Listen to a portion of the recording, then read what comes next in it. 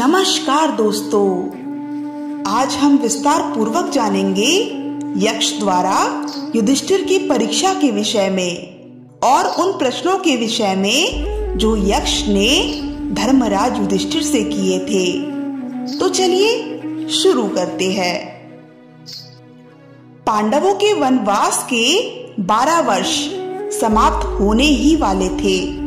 इसके बाद 1 वर्ष के अज्ञातवास की चिंता धर्मराज युधिष्ठिर को सता रही थी। इसी चिंता में मग्न एक दिन युधिष्ठिर अपने भाइयों के साथ विचार विमर्श कर रहे थे कि उनके सामने एक रोता हुआ ब्राह्मण आकर खड़ा हो गया। रोने का कारण पूछने पर उन्होंने बताया, मेरी झोपड़ी के बाहर अरंडी की लकड़ी टंगी हुई थी। एक हिरण उसकी झोपड़ी के पास आया और वह उस लकड़ी से अपना शरीर खुजलाने लगा और फिर चला गया।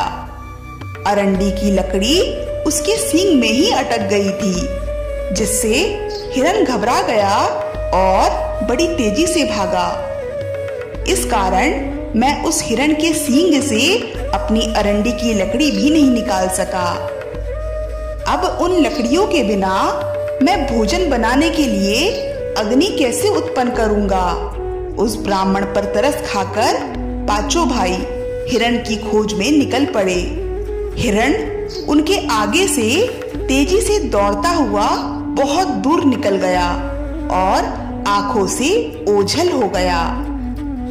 पांचों पांडव थके हुए प्यास से व्याकुल होकर एक बरगद की छांव में बैठ गए।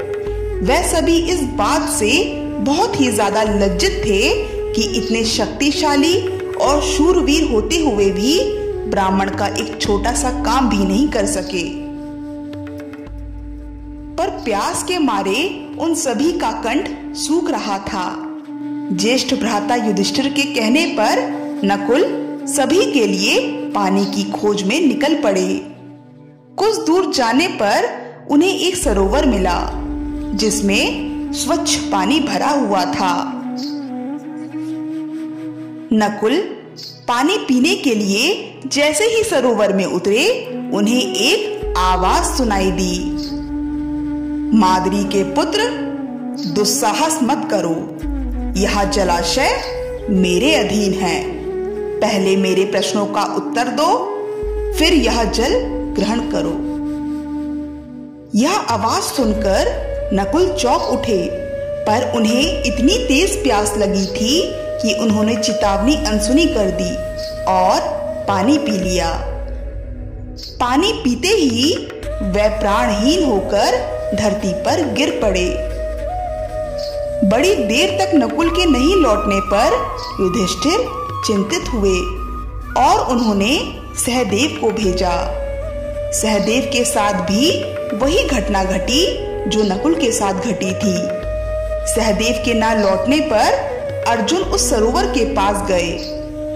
दोनों भाइयों को मृत पड़े देखकर उनकी मृत्यु का कारण सोचते हुए अर्जुन को भी उसी प्रकार की वाणी सुनाई दी, जैसे नकुल और सहदेव ने सुनी थी।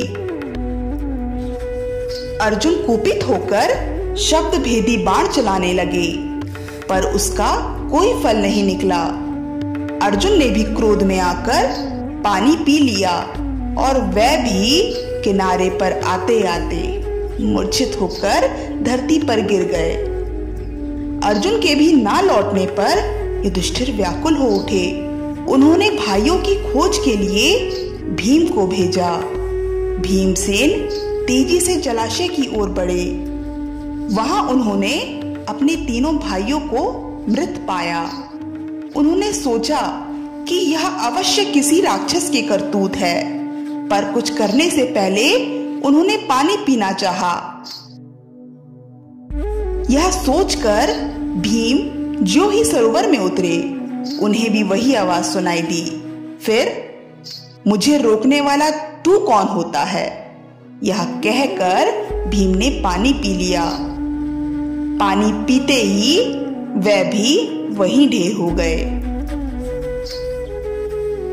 चारों भाइयों के ना लौटने पर युधिष्ठिर बहुत ही ज्यादा चिंतित हो उठे और उन्हें खोजते हुए जलाशय की ओर जाने लगे।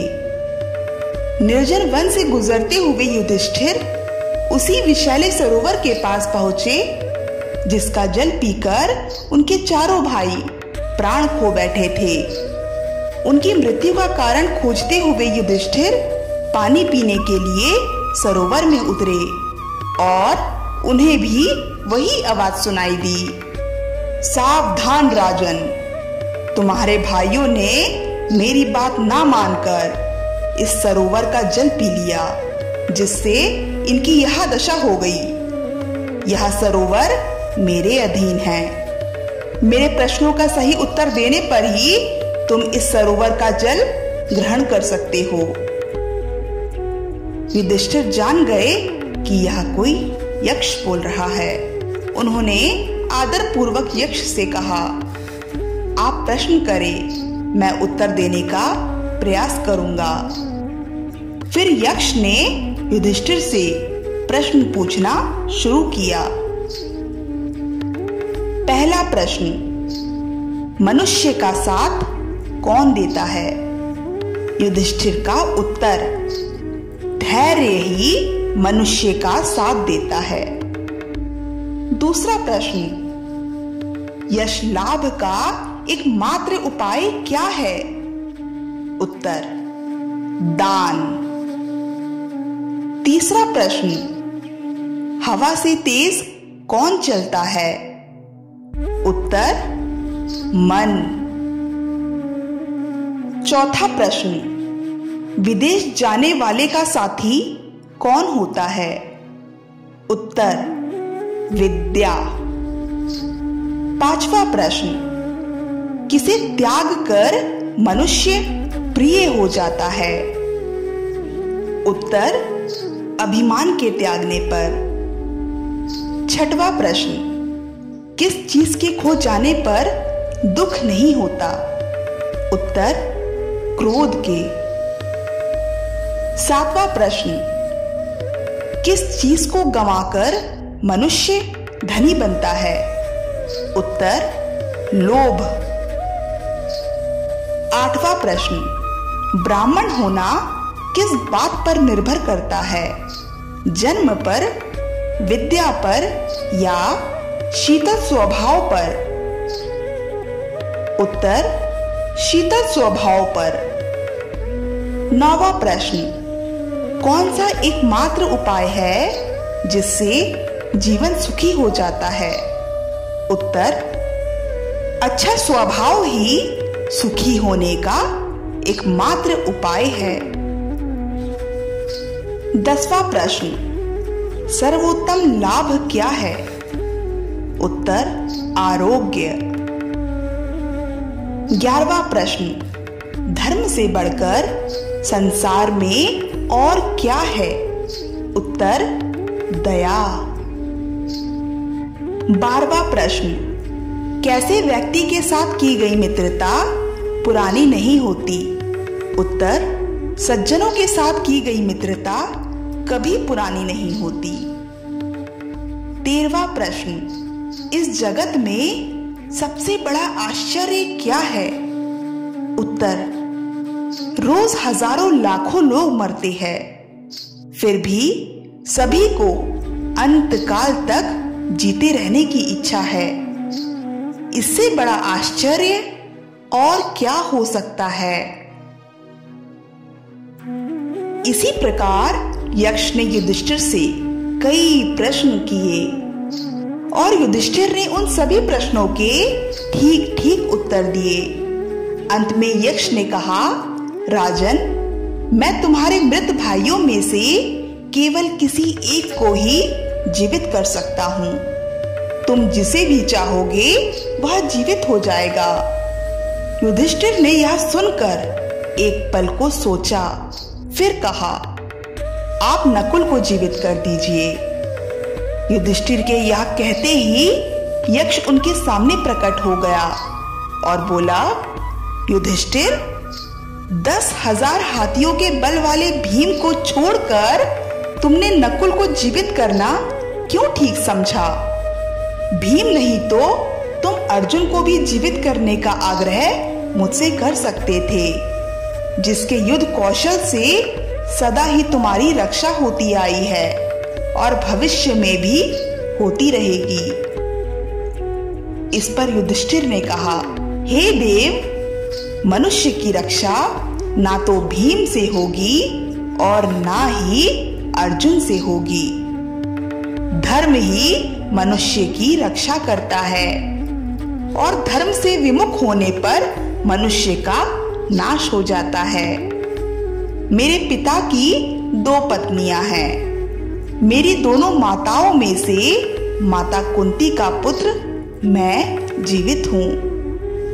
अब मैं चाहता हूँ कि माता माद्री का भी एक पुत्र नकुल जीवित रहे। युधिष्ठिर के ये वचन सुनकर यक्ष अति प्रसन्न हुए।